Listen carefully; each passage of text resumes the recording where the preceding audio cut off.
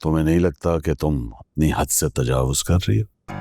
क्योंकि तुम जानती हो कि सेहान को किसी की छोटी सी परेशानी भी पहाड़ लगती है, और तुम इसका नाजायज फायदा उठा रहे हो। नहीं सर, मैं तो सेहान की वजह से ही तुमने अपनी बेटी की रुखसती अपनी हैसियत से कहीं ज्यादा की है। तुम्हें क्या लगता है मैं लाइल्म हूं, बेखबर हूं? देखो निशात भी, तुमने एक उम्र यहां गुजार दी, लेकिन अगर मुझे दोबारा ऐसा महसूस हुआ कि तुम सेहान को एक्सप्लॉइट कर रही हो, उसका नाजायज फायदा उठा रही हो, तो फिर तुम्हारी यहां जरूरत नहीं है। और वैसे भी वो अब बड़ा हो चुका है, मुझे नहीं लगता उसे अब तुम्हारी जरूरत होगी।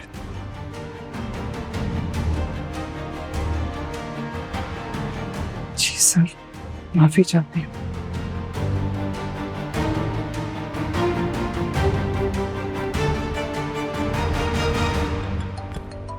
सर, एसएचओ साहब का फोन आ रहा है।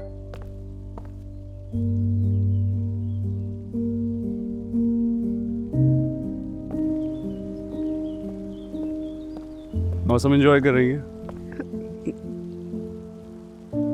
चंदा रो क्यों रही हैं आप? कुछ नहीं चंदा, बस वो उस्मा का ख्याल आ गया तो इसलिए रोना आ गया। बाबा ने कुछ कहा है? नहीं सर, मुझे क्यों कुछ कहने लगे। अरे चंदा, आपको तो झूठ बोलना भी नहीं आता। चंदा, अब अगर आप जाके बात करोगे तो वो यही समझेगी कि मैंने शायद शिकायत लगाई। मैं उन्हें नहीं बताऊंगा ना, मैं कहूंगा मैंने सुन लिया है। कि चंदा, वो गलत तो कुछ नहीं कह रहे ना। मैं भी तो इस घर के बाकी मुलाजिमों की तरह एक मुलाजिम भी हूँ, और मुझे मेरे काम की अच्छी आप मुलाजिम नहीं हैं मेरे लिए,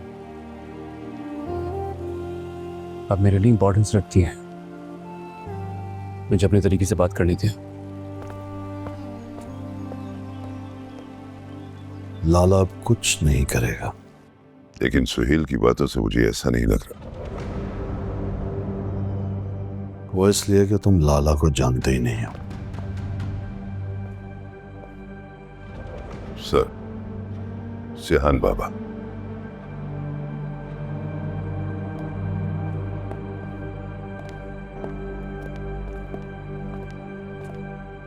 बाबा मुझे आपसे बात करनी है। जाहिर है तुम यहां मेरी मोहब्बत में तो आए नहीं होगे।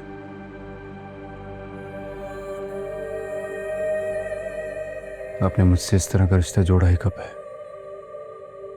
सेहान, मुझे इस वक्त इमोशनल ड्रामे की जरूरत नहीं है।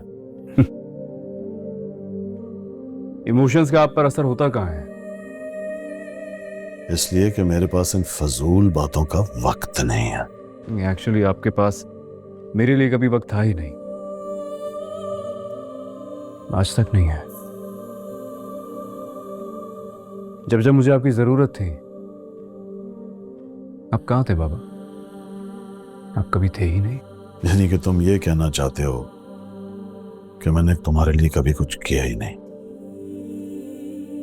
यही मतलब है ना तुम्हारा? जी, यही मतलब है मेरा।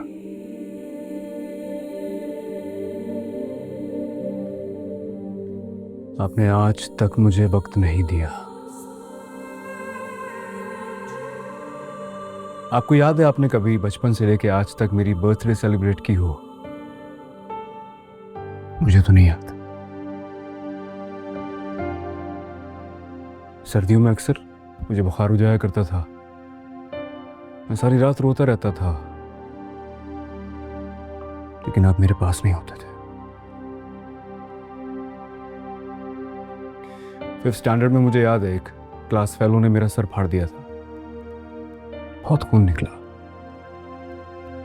उस बच्चे के पेरेंट्स आ गए थे स्कूल, लेकिन अगर कोई नहीं आया था तो वो थे आप।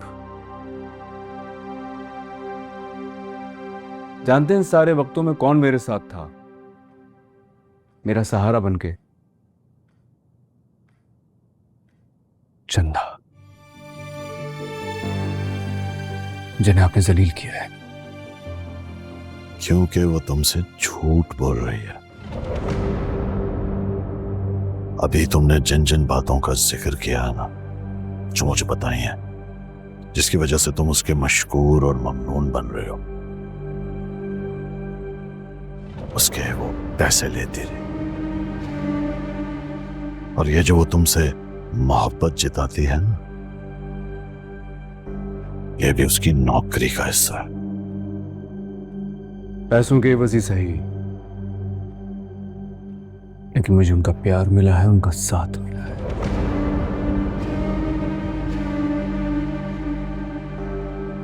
उनका मुझ पर उतना ही हक है जितना मेरी मां का होता आज।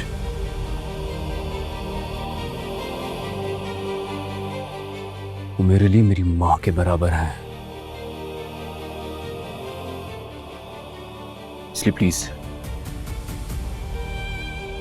बाबा, आज के बाद आप मेरे और चंदा के बीच नहीं आएंगे।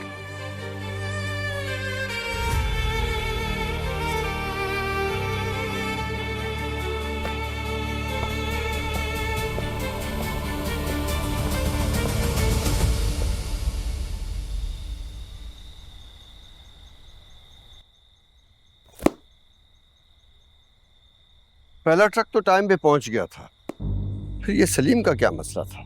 वो क्यों लेट हुआ? उसने रूट क्यों बदला? लाला वो एसएचओ इकबाल मिलने आया है। अच्छा, चलो बुलाओ उसे। ये वाला जो चेक पोस्ट है ना, ज्यादा ही सख्त है, इसका कुछ बंदोबस्त करना पड़ेगा। अस्सलाम लाला। हाँ इकबाल, कैसे आना हो? वो लाला, मैं यहाँ से गुजर रहा था तो सोचा आपको सलाम करते चलूं। सिकंदर, इसके सलाम का जवाब दो। लाला वो हाशिम साहब को किसी ने कत्ल कर दिया है। अच्छा, जी हाँ लाला, अब इस वजह से ऊपर से हम पर बड़ा प्रेशर है। अब क्या करें? प्रेशर कम करने के लिए हमें थोड़ा हाथ पैर तो चलाने पड़ेंगे। और आपको तो पता ही कि जब हम हाथ पैर चलाते हैं तो कातिल तक भी पहुंच जाते हैं। सिकंदर,